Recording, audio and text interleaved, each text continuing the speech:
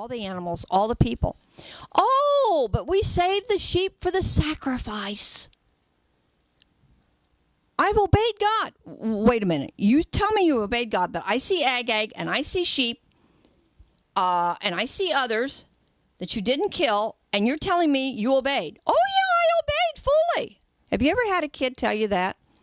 You've told them to do something. Well, I did it. Clean your room. I cleaned my room. Excuse me. This doesn't look like a clean room to me. And Samuel just said, this is not it. He says, don't you get it? Obedience is better than sacrifice. Obedience is better than sacrifice. And he says that rebellion, which is what rebellion is disobedience, is the same as the sin of divination, of witchcraft. When you play Dungeons and Dragons and you become the dragon master, is that what you call it?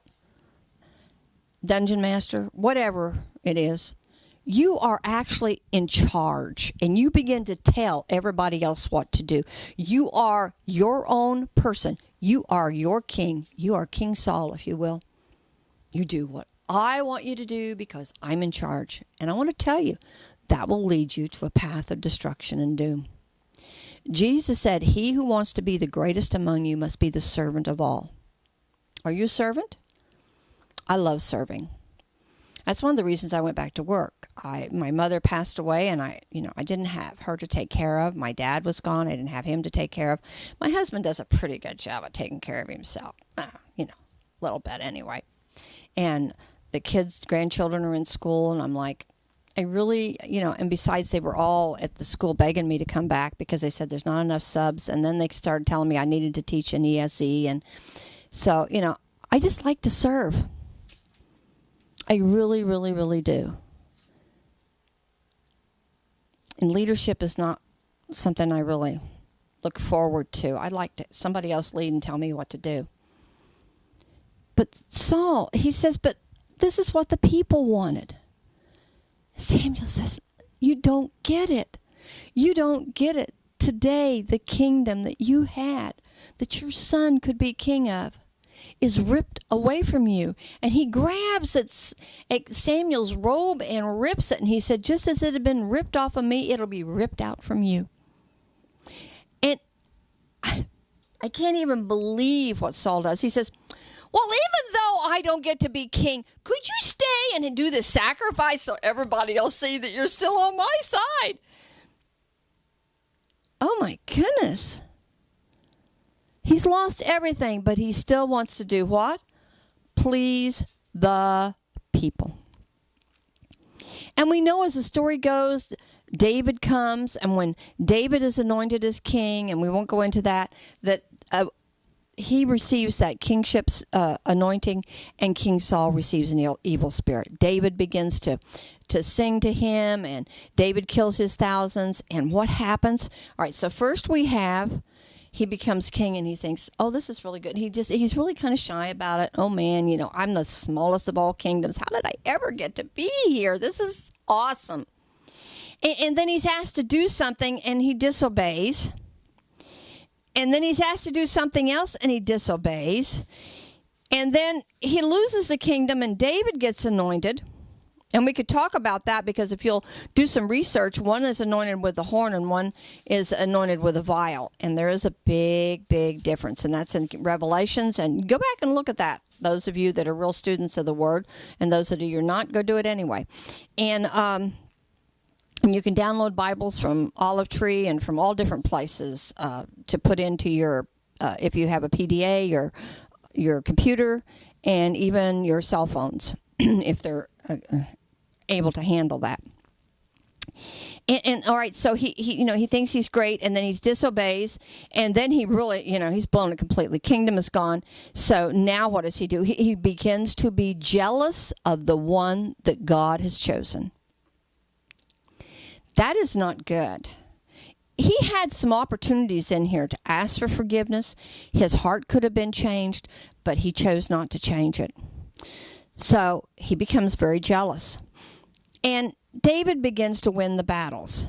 David and Jonathan become very close friends. Saul doesn't like that. He's like, how can you be friends with the man that's going to be king and you don't get to be king? And Jonathan's like, I don't want to be king. I want David to be king. But his father still didn't get it. And he goes on and on and on through many, many years. He's chasing David all over the place. David has 2 opportunities to kill King Saul, does not do it. And King Saul has to admit that David's the better man. And it goes on and on until we get towards the end of 1 Samuel. And we begin to find that he needs to fight another battle. So he's going to go to the Lord to get the information. You know, Lord, tell me, should I go to fight the battle? Because they always did that. They always sought the Lord. But he didn't hear from God. He tried and tried. It was quiet. You see, if I disobey enough times and the anointing is stripped away from me, when I come to God, it's basically over.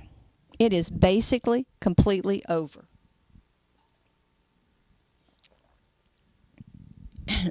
And he's silent. He's like, okay, I'll go to the witch of Endor. Wait a minute here. He's gone from being king, 2 times disobedient, coming after David, trying to kill him. The jealousy did what? Drove him to try to commit murder against David for many years.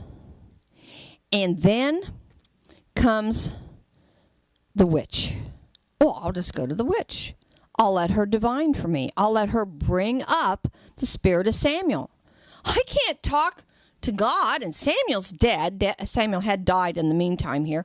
And by the way, when Samuel left Saul, when he told him that the kingdom was ripped away from him, God told Samuel, you are never to see King Saul again. You are to even... Now, some of you are going to... You really need to hear this. You have to stop praying. There's some people in your lives right now that God is saying you need to stop praying for. You need to really search it and make sure that that's what God's saying. But God told Samuel, don't even pray for King Saul anymore. But remember what he did. I mean, he just was totally didn't do what God said. And he stopped praying for him, and that's when he told him then to go and anoint David as king at that time.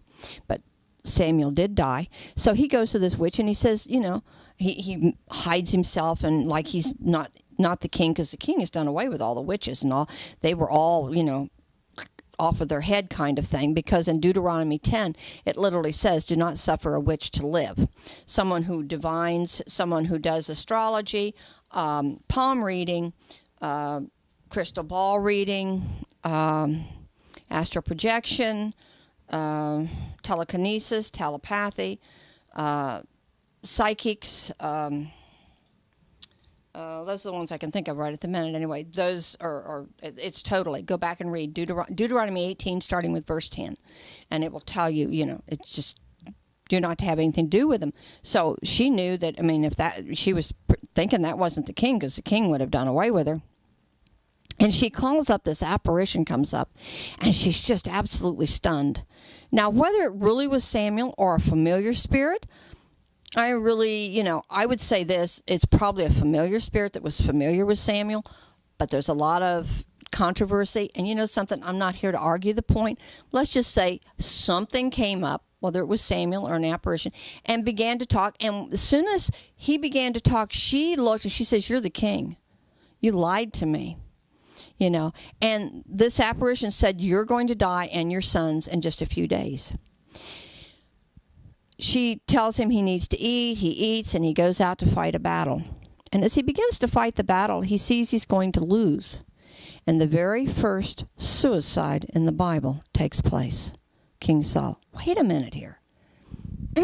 He was king. He had everything. He had, God had Samuel anoint him, the prophet of God. He, you know, he was no longer the smallest anymore. He was big. He was big physically. He was the king. Everybody loved him. But he got to